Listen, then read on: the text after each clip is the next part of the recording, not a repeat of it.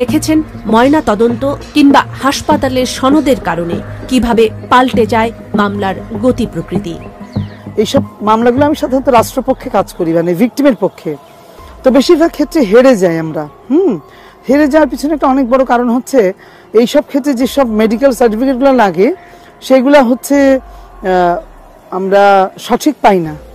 আবারও আলোচনার কেন্দ্রে উঠে এসেছেন ময়নার মা এবং চাচা, কারণ এবার সামনে এসেছে আলোচিত ডিএনএ রিপোর্ট। ইতিমধ্যে প্রকাশ্যে এসে গিয়েছে ময়না তদন্তের রিপোর্ট, যা অত্যন্তই ভয়াবহ। প্রকাশ্যে নির্যাতিতার ময়না তদন্তের রিপোর্ট। সরাসরি চলে যাব আমাদের প্রতিনিধি সায়ন্তিকা বন্দ্যোপাধ্যায়ের কাছে। রয়েছে ময়না তদন্তের ওই রিপোর্টে। সায়ন্তিকা, ময়নাতদন্তের রিপোর্টে যেটা বলা হয়েছে তা কিন্তু একেবারে শিউরে ওঠার মতোই, এবং যেটা প্রাথমিক অনুমান করা হয়েছিল যে এই তরুণী চিকিৎসক তাকে ধর্ষণ করে বা যৌন নিগ্রহ করেই তাকে খুন করা হয়েছে। ময়নাতদন্তের রিপোর্টেও সেই কথাটাই স্পষ্ট যে তার যৌনাঙ্গে জোরপূর্বক কোনো কিছু ইনসার্ট। দর্শক, আপনারা এতক্ষণ শিরোনাম দেখেছেন আইনজীবী, সরকারি এবং ইন্ডিয়ার কিছু চ্যানেল ময়নাকে নিয়ে নতুন কিছু তথ্য দিয়েছেন।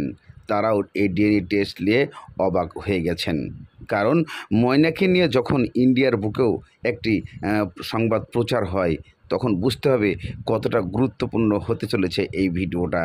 মানুষ কতটা আপডেট হয়ে গেছেন। আমার দেশের যে ময়নাকাণ্ড সেটি এখন ইন্ডিয়ার বিভিন্ন চ্যানেলে নিউজ করছে। শুধু একটাই, ডিএনএ টেস্ট। কেন এরকম অবাক তথ্য দিলেন, আসলে এর মূল কারণটা কি, এমন জানতে চলুন আমরা পুরো ভিডিওটা দেখে আসি। তাহলে এই প্রকাশ্যে এসে গিয়েছে ময়না তদন্তের রিপোর্ট, যা অত্যন্তই ভয়াবহ। প্রকাশ্যে নির্যাতিতার ময়না তদন্তের রিপোর্ট। আমরা এ বিষয়ে সরাসরি চলে যাব আমাদের প্রতিনিধি সায়ন্তিকা বন্দ্যোপাধ্যায়ের কাছে। রয়েছে আজিকর মেডিকেল কলেজ হসপিটালে। কি রয়েছে ময়না তদন্তের ওই রিপোর্টে? সায়ন্তিকা,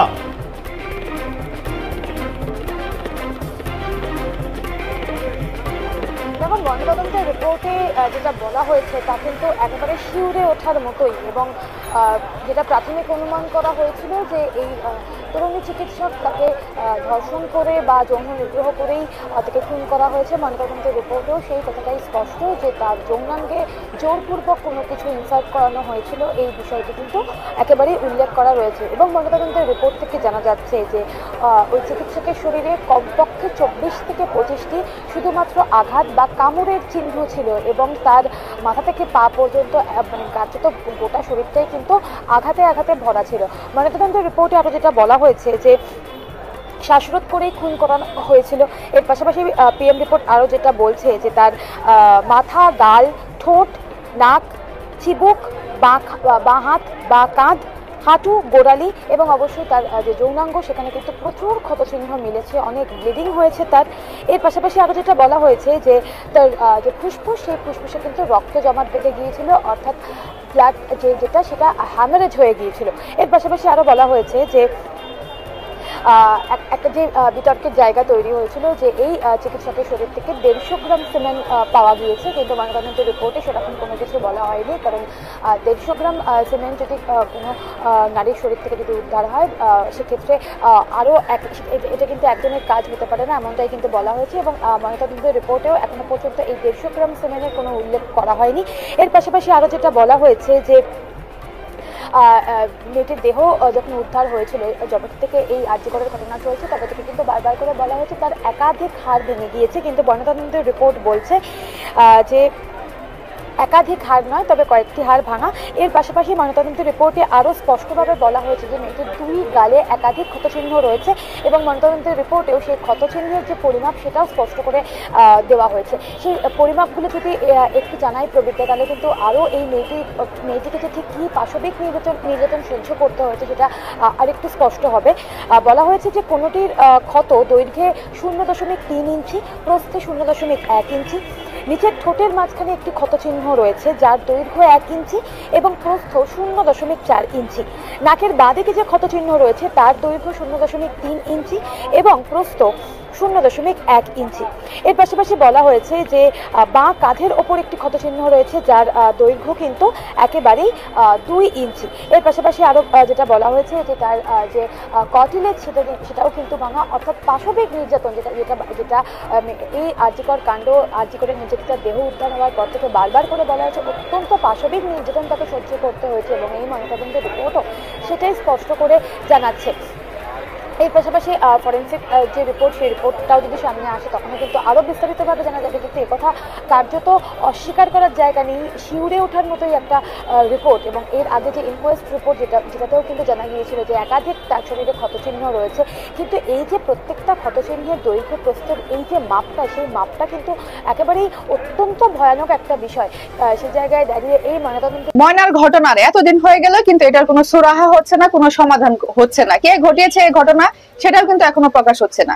এর দায়িত্বে যারা রয়েছেন তারা প্রতিদিনই একই ধরনের কথা বলে যাচ্ছেন, সেটা হচ্ছে যে আমরা মানে কাছাকাছি পৌঁছায় গেছি, আমরা যে এই ঘটনাটি ঘটিয়েছে আমরা তাকে চিহ্নিত করতে পেরেছি, খুবই কাছাকাছি, আমরা প্রকাশ করব, কিন্তু তদন্তের স্বার্থে যে এই ঘটনাটা ঘটিয়েছে তার নাম প্রকাশ এখনই করছি না।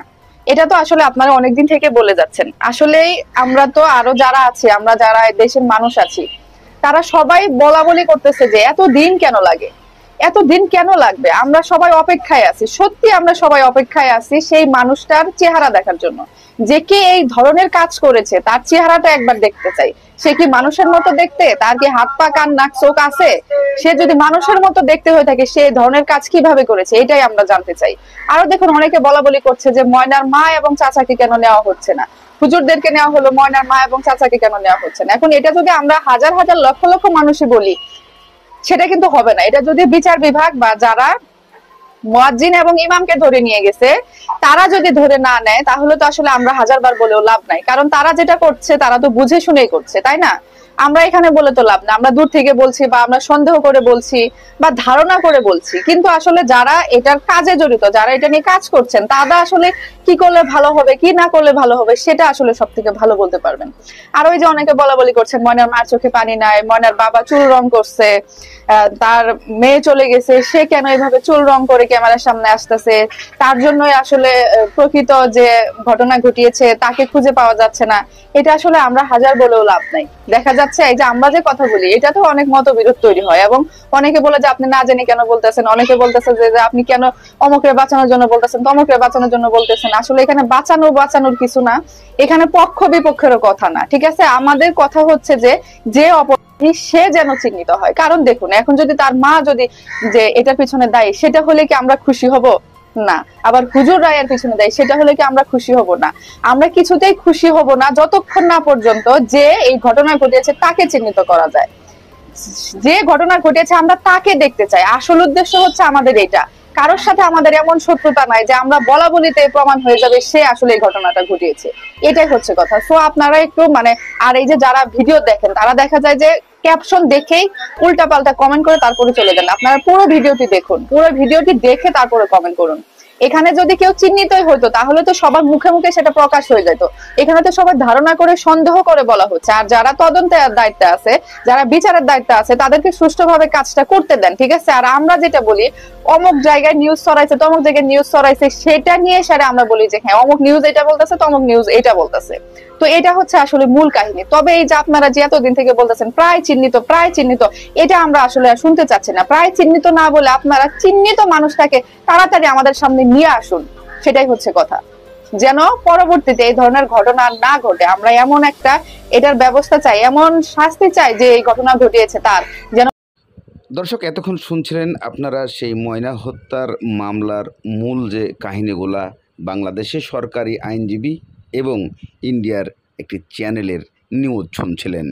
এই নিউজে এবং এই আইনজীবী যে কথাটা বলেছে কতটুকু গুরুত্বপূর্ণ, যে সরকারি আইনজীবীরা জিততে পারেন না কেন, কারণ এই একটাই কারণ, সে ডিএনএ টেস্ট এবং বিভিন্ন যে রিপোর্টগুলো আছে এটাই কারণ।